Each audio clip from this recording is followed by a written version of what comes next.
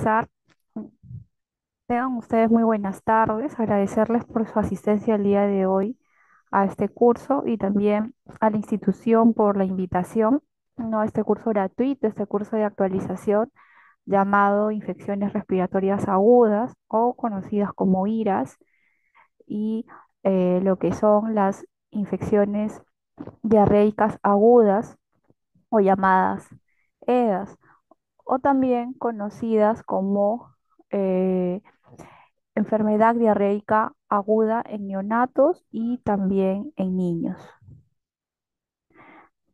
Bueno, quien les habla es la magíster Vilma del Rosario Moquillaza Calderón. Yo soy licenciada en enfermería, especialista en cuidados intensivos neonatales. Yo soy magíster en enfermería con mención en ciencias de la enfermería y actualmente soy enfermera asistencial del Servicio de Neonatología del Hospital Ricardo Cruzado Rivarola de Nazca.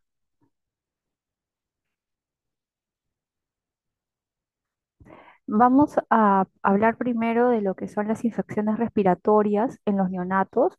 Recordemos que las infecciones respiratorias agudas o EDAS son enfermedades del aparato respiratorio que comprende como es la nariz, la garganta, la tráquea, bronquios y pulmones. Entonces, este tipo de infecciones son causadas por virus, bacterias, hongos o parásitos que ingresan al sistema respiratorio o al aparato respiratorio, en este caso, de nuestro neonato. Generalmente estas infecciones son contagiosas.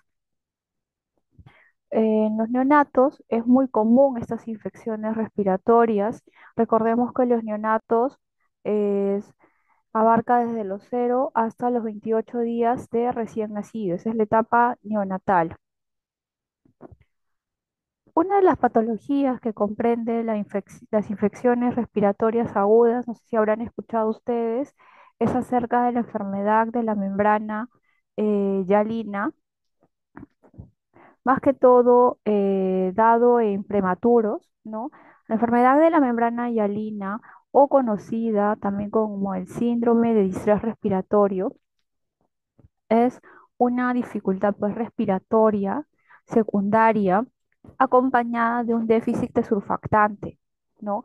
Es generalmente, como les digo, una patología que da o es muy común en los neonatos prematuros, neonatos que han nacido con antes de las 37 semanas de edad gestacional. Y recordemos que estos neonatos prematuros, todo su organismo en ellos es prematuro, por lo tanto, no ha desarrollado correctamente el aparato respiratorio y sus pulmones son muy pequeños, muy inmaduros y por ende no ha generado el surfactante como tal. El surfactante es una sustancia tensoactiva, la cual es producida por los neumocitos tipo 2 que van a recubrir pues todo lo que es los alveolos pulmonares. Por favor, su audio, su audio. Por favor, ¿puede silenciar su audio? Bien, entonces este tipo de sustancia, como es el surfactante, como les digo, va a recubrir todo lo que es la pared, pues, alveolar.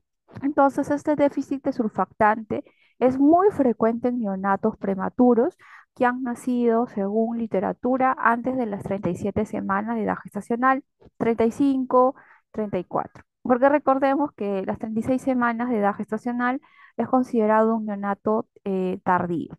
Es por ello que la enfermedad de membrana hialina o síndrome de distrés respiratorio es una dificultad respiratoria secundaria al déficit de surfactante que no ha producido pues en sí el pulmoncito de nuestro neonato prematuro.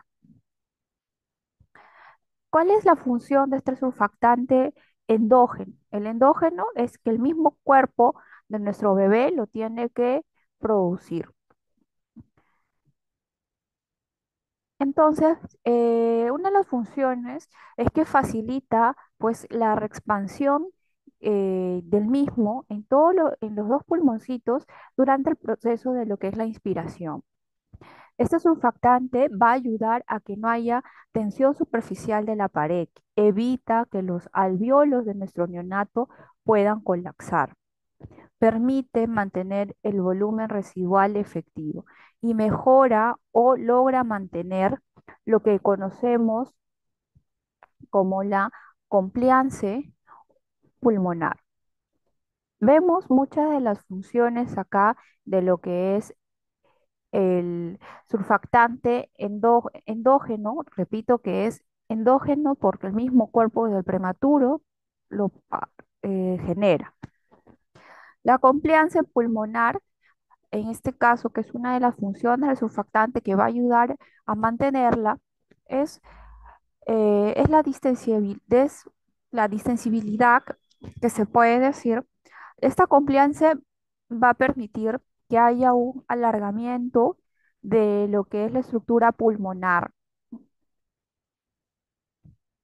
Luego, otra función también del surfactante es que logra disminuir lo que es la tensión superficial de la pared eh, alveolar durante el proceso de la expiración.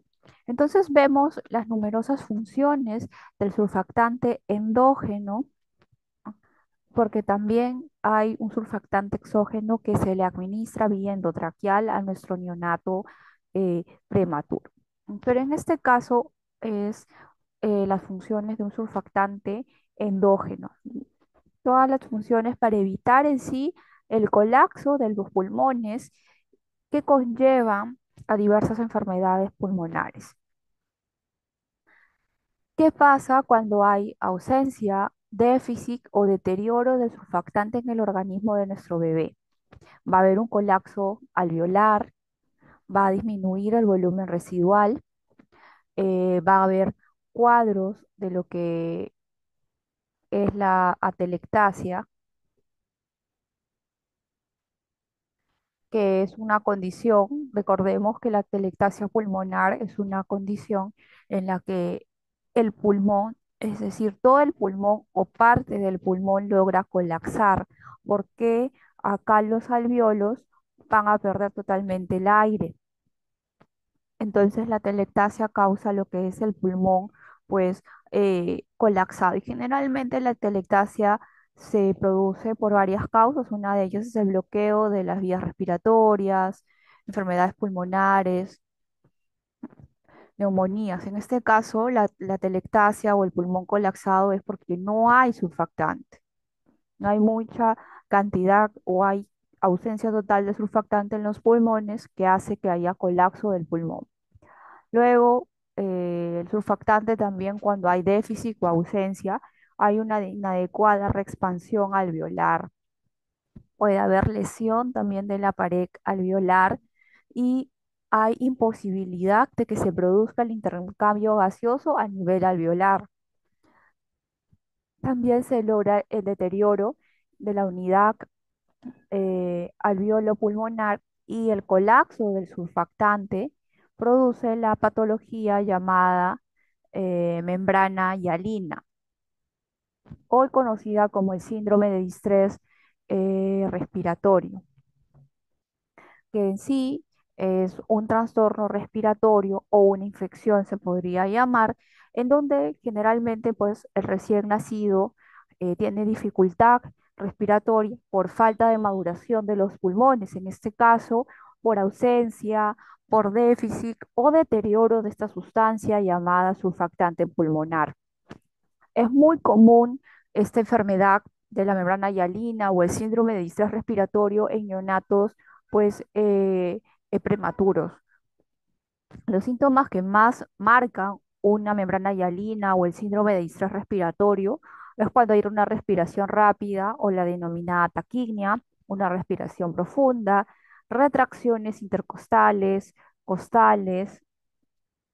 En este caso, cuando es así, para evitar el colapso total de los pulmones y que siga aumentando el trabajo respiratorio, porque nuestro bebé al tener taquimia, pues va a aumentar poco a poco, el pulmón va a sobretrabajar, mejor dicho, un pulmón inmaduro va a sobretrabajar, pues es muy necesario darle apoyo respiratorio, una oxigenoterapia a nuestro neonato para poder reducir lo que es la taquimia, reducir el trabajo muy marcado de los pulmones.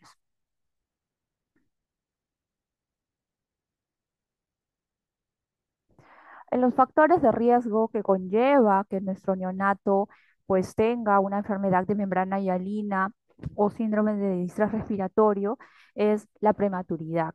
No hubo un prematuro extremo de 34, 33 semanas, 32 semanas, 35, donde recordemos que todo en su organismo de un prematuro pues recién está madurando. Cuando un bebé también nace asfixiado, hay asfixia perinatal, cuando el bebé al momento del parto, no recordemos, hablando un poco de lo que es la anatomía del neonatal, el bebé en el vientre materno, pues al momento que nace, sus pulmones liberan el líquido que hay mediante el llanto.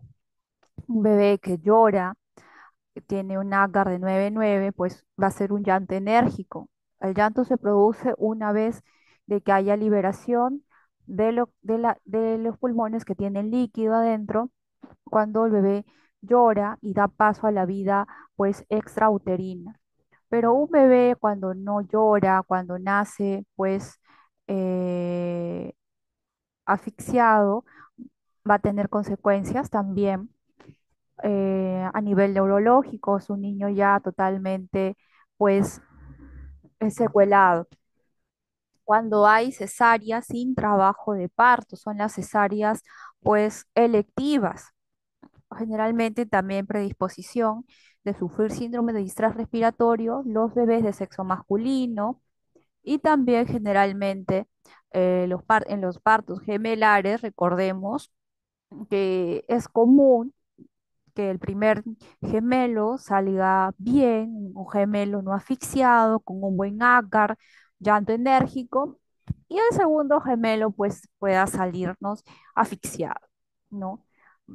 Los bebés pueden también sufrir de eritrobratosis fetal, ¿no? Aquellos que también la madre durante la cesárea o el parto vaginal conlleva a hemorragia materna, bebés que tienen madres, o que su madre tiene antecedentes de partos donde el producto también ha tenido membrana hialina, o hijos también de madres diabéticas. Son predispuestos a sufrir, ¿no? En algunos casos, el síndrome de distrés respiratorio o taquimia o lo que es la enfermedad de la membrana, pues, hialina. Entonces, no solamente puede ser en un neonato prematuro, sino también en neonatos a término, hijo de madre diabética o que ha tenido esa madre antecedentes de otros productos con membrana hialina o acá al momento del parto haya sufrido hemorragia materna, atonía uterina. No, no solamente esta hemorragia materna se da en madres que es su primer bebé, sino también en madres multigestas o madres que tienen que ese embarazo ya es un embarazo pues gemelar o las gestantes que son sometidas a cesáreas electivas, sin necesidad de que sea trabajo de parto. La electiva es porque la madre ha decidido que el producto nazca por cesárea. Pero según literatura, los bebés que más predisposición tienen a un síndrome de distrés respiratorio o membrana hialina son los prematuros. En la etiología de cómo se causa lo que es el síndrome de distrés respiratorio o la enfermedad de membrana hialina es básicamente por la ausencia o el déficit del surfactante pulmonar endógeno en nuestro bebé prematuro, donde pues por su mismo eh, inmadurez los pulmones no han desarrollado. Entonces, vemos acá un poco de lo que es la anatomía neonatal. Recordemos que el desarrollo de los pulmones del producto de nuestro bebé es a partir de las 3 a 4 semanas de edad gestacional. En la semana 20 de edad gestacional está ya más formado o homogenizado los pulmones fetales. El líquido amniótico se empieza a formar a partir de las 28, 32 semanas de edad gestacional, ¿no? Puede en ese tiempo ser un líquido claro, que es con lo que nacen la mayoría de bebés, pero por diversos factores de riesgos, ese líquido puede convertirse en un verde fluido o en un puré de alberja o incluso nacer el bebé sin líquido. Recordemos que la madurez pulmonar, el neonato, sus pulmoncitos se empiezan a desarrollar a partir de las 35 semanas hacia adelante. La función de nuestro surfactante pulmonar es evitar la tensión superficial, como ya hemos visto en las funciones, evitar el colapso pulmonar, ¿no? Es muy importante que el bebé en su organismo tenga el surfactante para prevenir edemas pulmonares y también es defensa contra infecciones, ya que el surfactante ayuda a la maduración de los pulmones, ayuda a que no haya el colapso alveolar.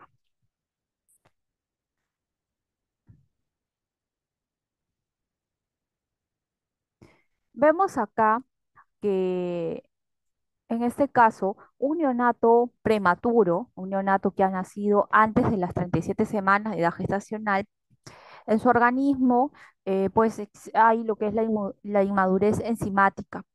En los pulmones existen las células alveolares, pues tipo 2, ¿no? Y hay en él una insuficiente cantidad y por lo tanto la función del surfactante no va a ser pues lo esperado y por ello puede haber colapso alveolar, ¿no?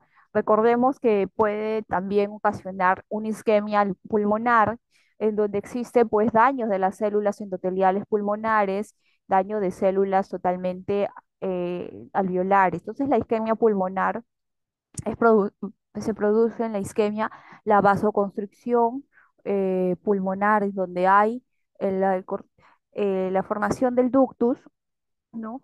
Un poco de cardiología neonatal, en donde vemos que al no cerrarse el ductus puede ocasionar hipoxemia, acidosis o hipercapnia.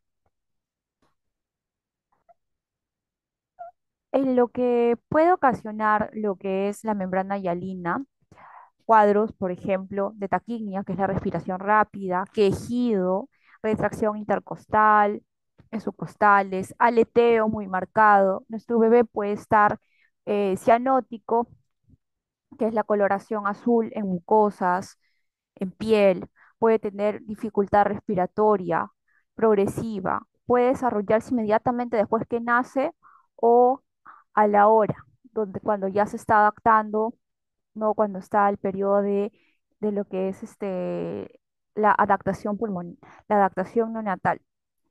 Luego puede haber, al ser ocultación pulmonar, puede encontrarse murmullo pulmonar disminuido en ambos pulmones. Podemos visualizar a nuestro bebé pálido, no va a miccionar como se debe. Va, ¿Cómo lo vamos a diagnosticar? Mediante la evolución clínica, ¿no? Porque puede haber diagnósticos similares, ¿no? Podemos sospechar que tenga tal vez neumonía o taquimia transitoria o insuficiencia respiratoria del prematuro. Entonces, para diagnosticar el síndrome de distrés o enfermedad de membrana hialina, podemos hacer una radiografía de tórax para encontrar tal vez algún infiltrado pulmonar y también realizar un AGA para ver los gases arteriales y evaluar el equilibrio ácido-básico en nuestro bebé. En la radiografía vamos a encontrar acá, pues hay infiltrados, ¿no? Los llamados infiltrados reticulogranular difuso, ¿no? Por favor, el audio, ¿lo pueden silenciar? Bueno, en las imágenes son demasiado, en este caso es una imagen precoz, donde no se confirma si es que nuestro bebé ha recibido suficiente de su organismo surfactante exógeno, ¿no? Recordemos que el exógeno es lo que produce su mismo cuerpo del neonato. El endógeno, perdón, es el que produce el mismo cuerpo del neonato y el exógeno es el que se va a administrar al bebé vía endotraqueal. Es decir, previamente vamos a intubar a nuestro bebé para administrarle este surfactante y después acoplarlo a un ventilador mecánico. En las complicaciones del síndrome de distrés respiratorio o enfermedad de membrana hialina puede haber hemorragia pulmonar, escapes de aire, persistencia del conducto arterioso, hemorragia intraventricular o displasia broncopulmonar. El manejo en sí es nuestro neonato va a ser derivado a la UCI neonatal, donde va a tener una estadía prolongada, ser colocado en una incubadora cerrada, ¿no? A una temperatura de 33 a 34 grados, ¿no? Una monitorización continua de la función cardiorrespiratoria, de la saturación de oxígeno, controlando también la medición de diuresis y su presión arterial, sistólica, diastólica y media. Evitar cambios bruscos de volumen, evitar, en este caso, presión arterial o osmolaridad por el riesgo de hemorragia intracraniana, porque los prematuros son neonatos que tienen que tener en la UCI una manipulación pues mínima para evitar que hagan hemorragias. En caso que se sospeche que nuestro neonato esté infectado, porque generalmente hace cuadros de fiebre, hay respiración rápida o es un neonato que no puede alimentarse por sí mismo, no se necesita antibioterapias de amplio espectro. Y generalmente colocan al niño en NPO mediante una nutrición. Puede realizarse también el inicio precoz de una nutrición parenteral, ¿no? En un recién nacido prematuro extremo de 1000 gramos, ¿no? Que son los prematuros extremos.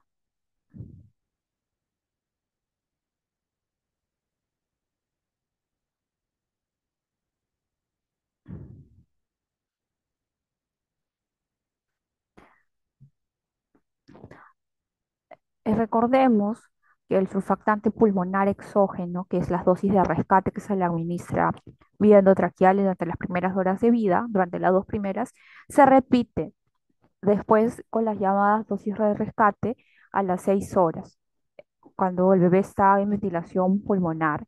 Se le administra oxígeno, hay una ventilación mecánica que inicia de 5 a 6 H2O2 y con flujo de 5 a 10 litros. Y eso es terapia de soporte. Recordemos que después de las 2 horas eviten que las ministras el surfactante exógeno no pueden aspirar secreciones. La deficiencia del patrón respiratorio está relacionado con la inmadurez pulmonar. Esto es un diagnóstico de enfermería. El objetivo es mejorar el estado respiratorio del recién nacido. Una intervención es el restablecimiento de un adecuado patrón ventilatorio y como actividad de enfermería, verificar con analizador de O2 de oxígeno la concentración, utilizar un nebulizador, ocultar la entrada de aire pulmonar. En la fundamentación científica se ocultan los pulmones en caso de escuchar algún ruido pulmonar patológico, se evalúan los gases arteriales para encontrar algún caso de acidosis respiratoria. Otra patología, ¿no? De las infecciones respiratorias es el síndrome de aspiración meconial, que también es un cuadro donde hay dificultad respiratoria en nuestro neonato, por presencia de que el neonato ha nacido con líquido amniótico meconial, es decir, en la barriguita de la mamita ha hecho caquita, ha hecho meconio, y eso se ha podido aspirar, él ha podido tomar. Entonces, eh, en este caso, hay muchos factores que conlleva a que nuestro neonato tenga un síndrome de aspiración meconial cuando ha nacido asfixiado, ¿no? Se asfixia porque ha tomado ese líquido o es un recién nacido, en este caso, postérmino, ¿no? Porque ya en este caso los postérminos, cuando ya es 41, 42 semanas, hacen sufrimiento fetal, bien hay aumento de líquido o disminución de líquido, o también hacen caquita en la barriga. O los RCU, los recién nacidos mayores de 34 semanas, o las preclánticas, las mamás preclánticas, las mamás diabéticas, o un trabajo de parto, pues en este caso inducido, bebés que los que el ginecólogo induce a un trabajo de parto, en este caso a los postérminos, los induce mediante el uso de oxitocina.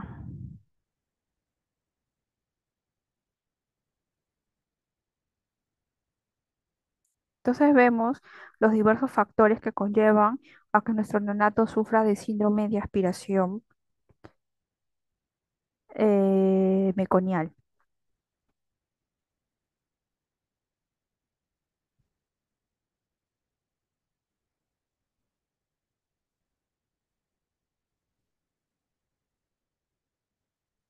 El síndrome de aspiración meconial generalmente afecta a los postérminos de 41, 42 semanas.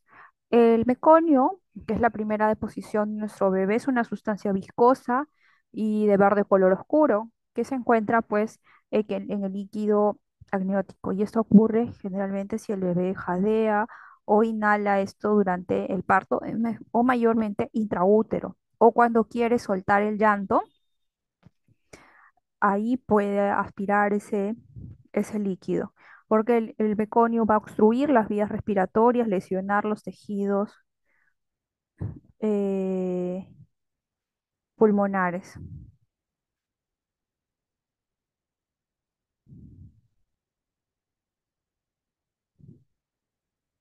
Y esto se confirma si es que a pesar de que le hemos aspirado secreciones, ya sea con sonda de aspiración o bombilla, el niño presenta dificultad respiratoria y es porque ha tragado ese meconio y se ha ido a los pulmones y por ende tiene dificultad respiratoria muy marcada, quejido, retracción o aleteo. Se confirma con radiografías de tórax a ver si hay infiltrado en los pulmones.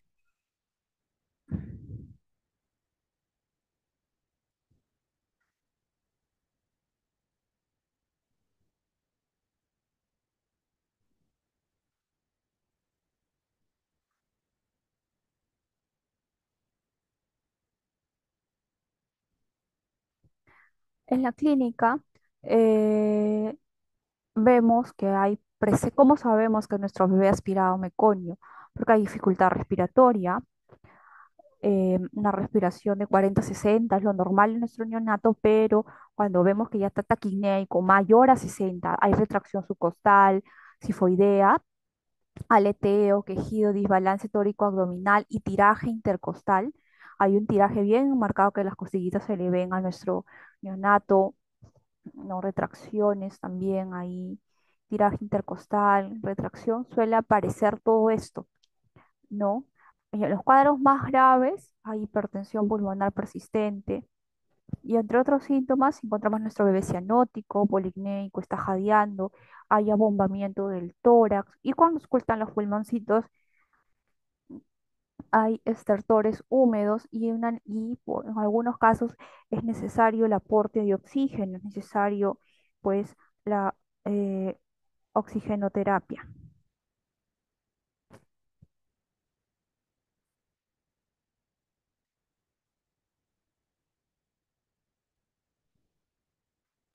Esta es la escala de Silverman para ver la puntuación acerca de lo que es la capacidad pulmonar. Podemos evaluar a nuestro bebé y interpretarlo de acuerdo a puntajes. Grado 0, grado 1 y grado 2. El puntaje 0 es que es un bebé que no tiene dificultad eh, para respirar de 1 a 3 puntos con dificultad eh, leve, de 4 a 6 puntos con dificultad respiratoria moderada y de 7 a 10 puntos con dificultad respiratoria severa. Cada uno tiene una interpretación y dependiendo de la interpretación, perdón, va a realizarse el manejo de nuestro neonato.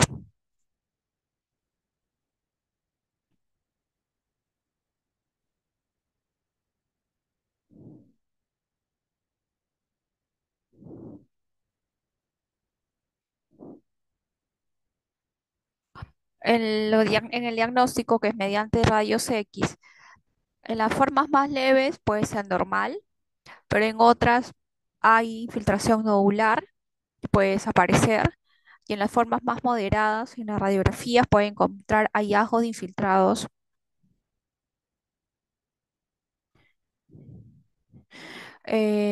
nodulares, consolidación de atelectasia, efusión pleural, edema pleural, aumento de la silueta cardiorrítmica. En el manejo es el monitoreo estricto de la labor de parto, regular temperatura en el ambiente adecuado, manejo adecuado de las vías aéreas en sala de parto con presencia de líquido amniótico meconial. Generalmente se le hace lavado al neonato para que pueda, lavado gástrico para que podamos retirar totalmente de el, en este caso, meconio. Y también un baño también, el manejo adecuado de las vías aéreas. Lo aspiramos totalmente al neonato con sonda de aspiración o bombilla, lo aspiramos. Y si vemos que ya tiene dificultad respiratoria, pues le damos apoyo ventilatorio. Una vía periférica y oxigenoterapia. Fase uno se inicia con cánula o cabezal, en este caso. Mantener una temperatura axilar en 36,5 empleando un incubador de transporte. Las medidas generales, mantener un ambiente térmico adecuado, un lavado gástrico también es muy importante con suero fisiológico, una vía donde le administremos líquidos y electrolitos, balance hídrico estricto, iniciar alimentación con leche materna, lo más probable, ¿no? Si es que no hay mucha dificultad respiratoria, podemos iniciarle. Si es que no necesita oxígeno, porque si tiene dificultad respiratoria marcada, es mejor dejarlo en NPO, porque si le iniciamos la alimentación con leche, puede aspirar, ¿sí? Medidas específicas, en algunos casos es intubar al paciente y aspirarlo traquealmente en un niño no vigoroso, en un niño que no ha llorado, pero sabemos que ha tragado meconio. En el manejo, en la fase uno de la oxigenoterapia, cuando es una dificultad respiratoria leve, que con cálula puede salir el neonato, la oxigenoterapia 2 cuando es moderado, cuando puede ser un tajo cefálico, un CPAP, y en la fase 3 ya es el severo, es cuando es un neonato acoplado a un ventilador. En la fase uno en dificultad respiratoria leve, se administrará pues de 4 a 6 litros, podemos colocarle de cánula binasal. En la fase 2 se le puede iniciar un CPAP burbuja, el uso de una incubadora, lo colocamos en posición de Trendelenburg cuando el neonato esté estable, pues. La monitorización continua, porque este neonato puede agravarse en las 36 horas. Si es un paciente que requiere mayor apoyo, ya pasa a cuidados intensivos, porque este manejo se puede hacer en cuidados intermedios. Y en cuidados intensivos ya necesita pues acoplarse un ventilador, porque existe riesgo que este neonato presente acidosis permanente, ya hay un deterioro clínico, hay aumento de la dificultad respiratoria. Y bueno, en este cuadro están los parámetros ventilatorios en que vamos a programar nuestro ventilador en caso de neonatos con síndrome de aspiración meconial o también llamado SALAM. Y si el neonato desarrolla hipertensión pulmonar persistente, necesitará pues programar ventilación ya de alta frecuencia o el llamado BAFO. En el tratamiento del síndrome de aspiración meconial grave es la administración del surfactante, debiendo usar la mínima, ¿no? Una vez que esté entubado nuestro paciente, para que haya más maduración, realizar un cateterismo umbilical, donde podemos tomar muestras para el AGA, hemogramas, para ver si tomarle para el examen de PCR, calcemia, glicemia, hemocultivo, para búsqueda de infección, porque este meconio aspirado puede ocasionar una infección generalizada en nuestro neonato, porque es un cuerpo extraño que nuestro bebé ha aspirado, y monitorizar su frecuencia cardíaca, respiratoria, saturación, diuresis. En la fase 3, si fracasa la fase 2, se pasa a la fase 3 en oxigenoterapia. En este caso, en el manejo grave se suministra un tratamiento en casos de que haya acidosis metabólica, un protocolo de manejo de síndrome de convulsiones, nuestro bebé puede convulsionar, la administración de líquidos. Los neonatos con síndrome de aspiración meconial o SAN presentan hipertensión pulmonar, ¿no? Y en tal caso recomiendan la ventilación de alta frecuencia o BAF. Otro tratamiento es también la administración de surfactante para evitar el colapso de los pulmones dentro de las primeras 6 horas, sedación, tratamiento de la hipertensión pulmonar, antibicoterapia de gran espectro si sospecha de infección, o también lo coberturizan por protocolo, monitoreo y soporte de la función cardiovascular, evaluación neurológica y tratamiento de las convulsiones, tratamiento de las complicaciones, puede necesitar un drenaje si hay neumotórax, y los criterios de alta para que pueda pasar a cuidados intermedios hasta que se restablezca es cuando tenga una dificultad respiratoria leve, cuando nuestro neonato necesite apoyo ventilatorio, pero ya otro tipo de dispositivo, como por ejemplo la cánula. ¿Qué es la asfixia neonatal? La asfixia neonatal es una complicación que afecta al feto durante el nacimiento, es decir, no recibe un adecuado aporte al cerebro, sino también a todo su organismo. Y esto afecta porque puede haber secuelas a nivel neuronal. Es la causa principal de secuelas neurológicas que va a afectar al niño en su desarrollo, visible en su etapa escolar, ¿no? Puede ser un niño discapacitado, en algunos casos puede generar la muerte cerebral. ¿En qué casos se producen? Por ejemplo, en los niños prematuros, niños que no tienen embarazos, no, producto de embarazos no controlados, donde la madre solamente tiene dos, tres controles o incluso ninguno.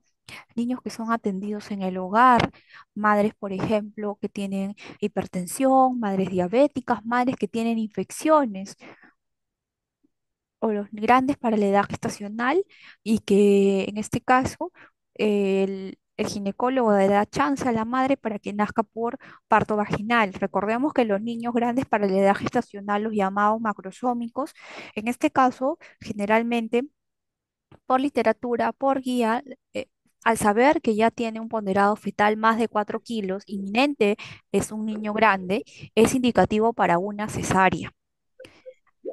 O también puede ser que en cualquier embarazo normal, por ejemplo, en una madre que no tiene infección, que ha sido controlada, puede suceder eso. Lee, ¿qué dice acá? Por favor, puede apagar su audio.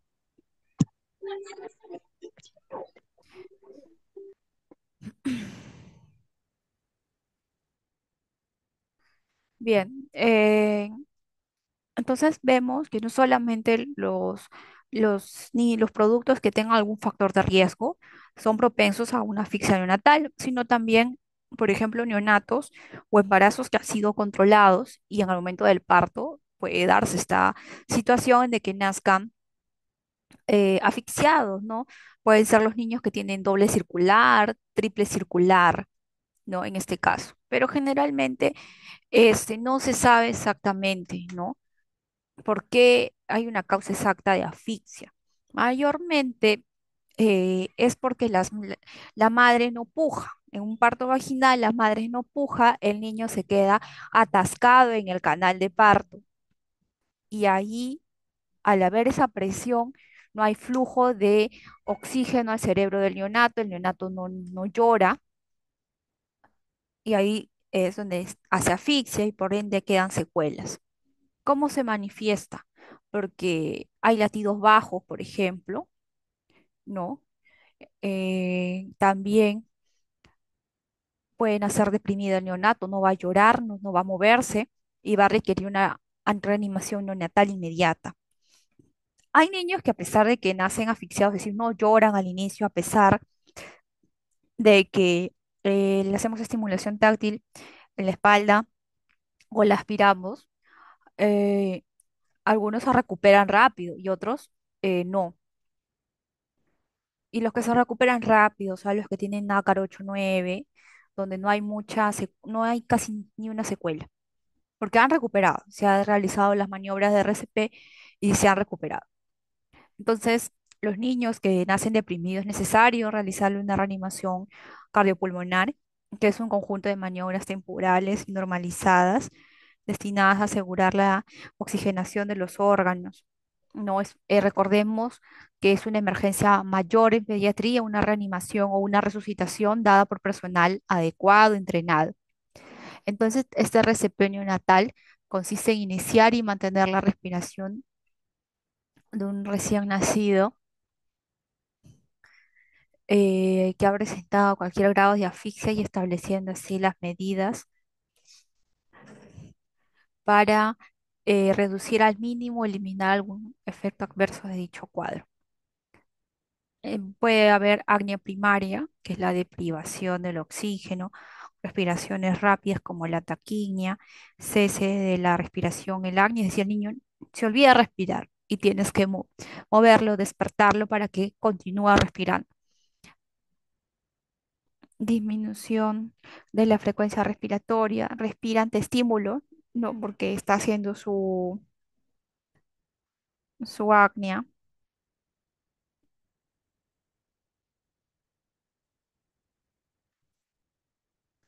El apnea secundaria es donde el bebé sigue sin oxígeno y respiraciones profundas, jadea el niño, boquea, disminuye la frecuencia cardíaca, la presión sanguínea disminuye, respiraciones débiles. En los principios para una reanimación exitosa es un personal calificado, equipo coordinado, una reanimación vigilando la respuesta, equipo disponible.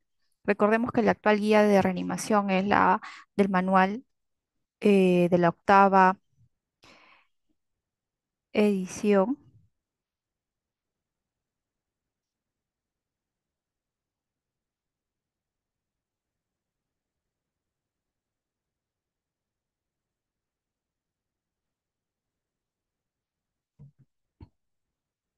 En la evaluación del recién nacido, eh, evaluamos la respiración, la frecuencia cardíaca, el color que tiene, lo evaluamos, hacemos la decisión de qué es lo que vamos a realizar y la realizamos. En los pasos para la reanimación es prevenir la pérdida de calor, prevenir que nuestro neonato esté hipotérmico, establecer una vía aérea permeable, iniciar la respiración, mantener la circulación y uso eventual de fármacos. Para un RCP ya más avanzado administramos, por ejemplo, adrenalina. En la infección respiratoria en niños encontramos la rinofaringitis aguda o el resfriado común.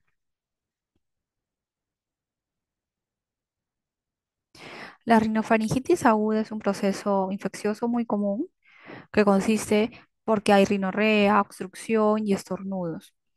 Los agentes más importantes que lo ocasionan son los rinovirus, el coronavirus. El resfriado es un diagnóstico muy frecuente en el nivel primario, ¿no? En las postas, en los centros de salud.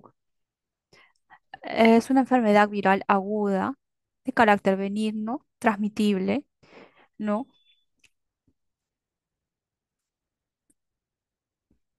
Es una infección frecuente en niños y se caracteriza, como les digo, porque hay rinorrea, obstrucción nasal y abundantes estornudos.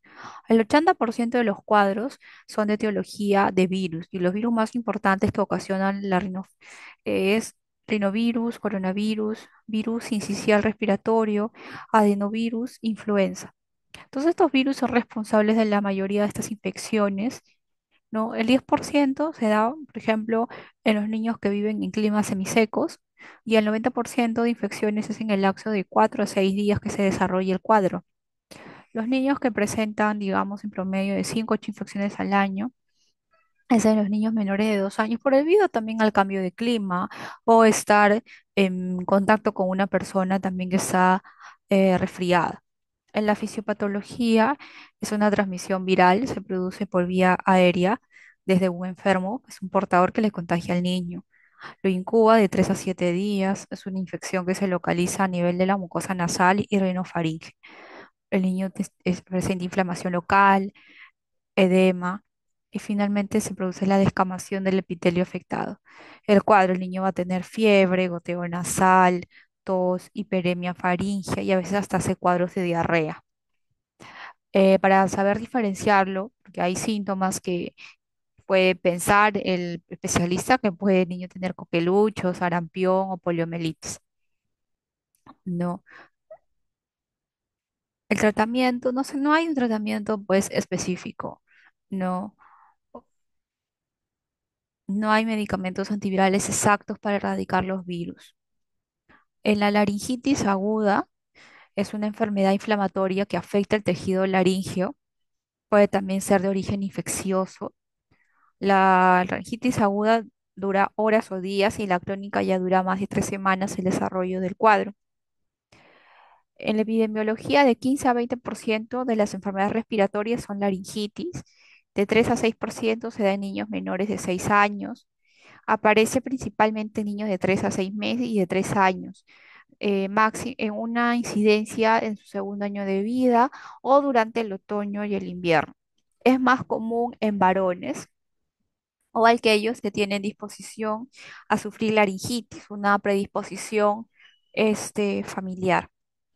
En la etiología, los virus que lo causan es la viral, como la parainfluenza, bacteriana, fúngica como la Candida albicans, protozoaria como la Leishmaniasis.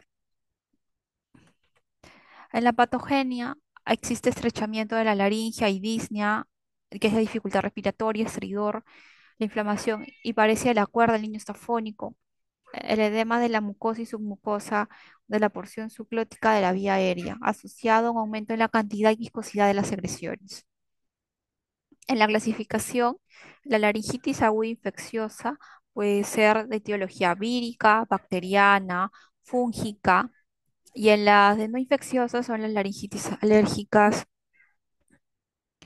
medicamentosas, agudas, inhalatorias, cáusticas. En la presentación clínica está esta triada.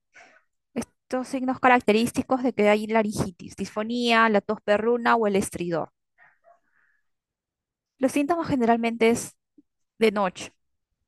En la presentación clínica hay dificultad respiratoria, con tiraje a veces, predomina una respiración bradipneica, habrá hipoxia cuando se va a producir la obstrucción, como es la ansiedad, hipoventilación, palidez o cianosis.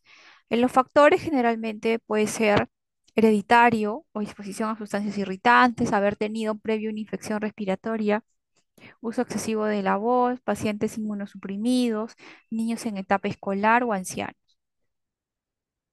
En el diagnóstico, signos de dificultad respiratoria en vías altas, hay tiraje.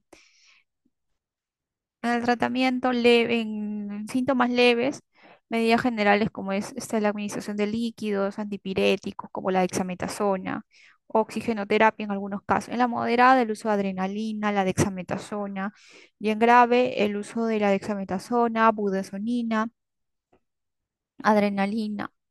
En el pronóstico, la mayoría de los casos de laringitis aguda son leves, no es necesario hospitalizar al niño y dura unos días. En algunos casos, de 1 a 5% necesitan un ingreso a UCI.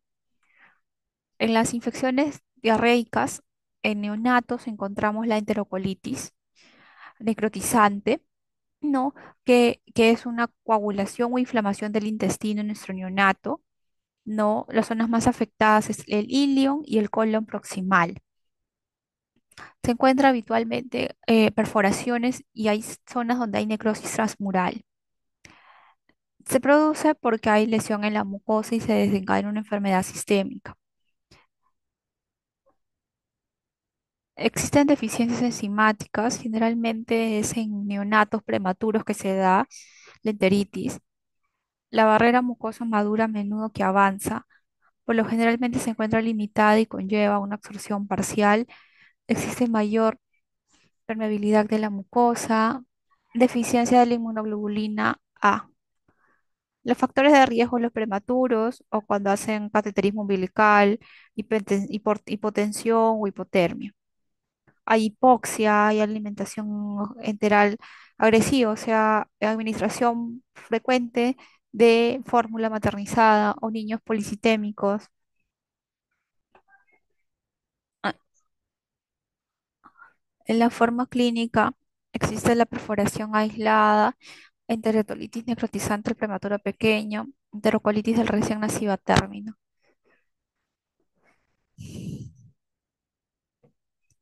En el diagnóstico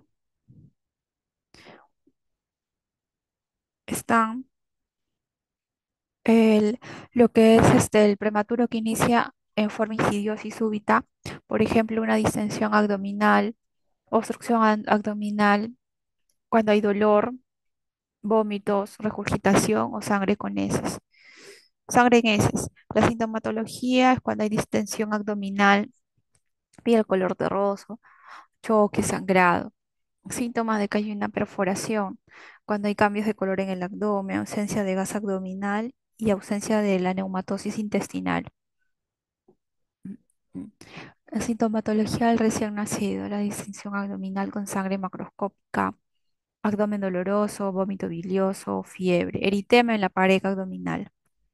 La gastroenteritis aguda es un aumento de frecuencia de disposiciones, en este caso acuosas mayor a 3 en 24 horas, con vómitos o sin vómitos, con fiebre o con dolor abdominal.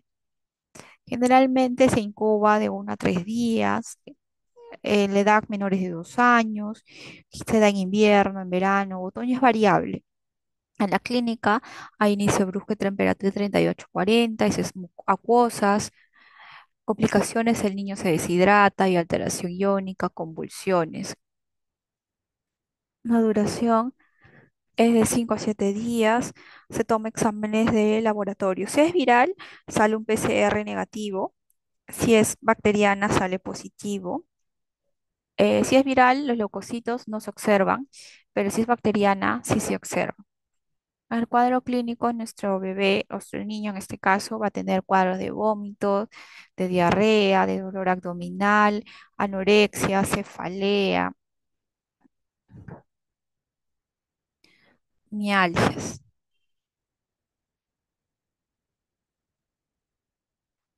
En las complicaciones puede haber deshidratación, alteración electrolítica, alteración ácido-base o intolerancia a los carbohidratos. ¿Cuál es el manejo que le vamos a realizar al paciente? Valorar la hidratación, determinar la gravedad, porque en este caso, si el niño pierde peso, hay piel turgente, diuresis, patrón respiratorio y temperatura. Si es leve, menor a 3% en unos casos. Si es moderada, de 3 a 9% de los casos. Y si es grave, es mayor a 10% de los casos. El tratamiento mayormente es una rehidratación bioral y endovenosa. No se necesita pruebas de laboratorio, pero en casos graves sí. Por ejemplo, hemogramas, electrolitos. Cobertura con antipicoterapia en caso que sea pues de origen bacteriano e higiene, que es el lavado de manos. Bien, ¿tienen alguna pregunta que realizar?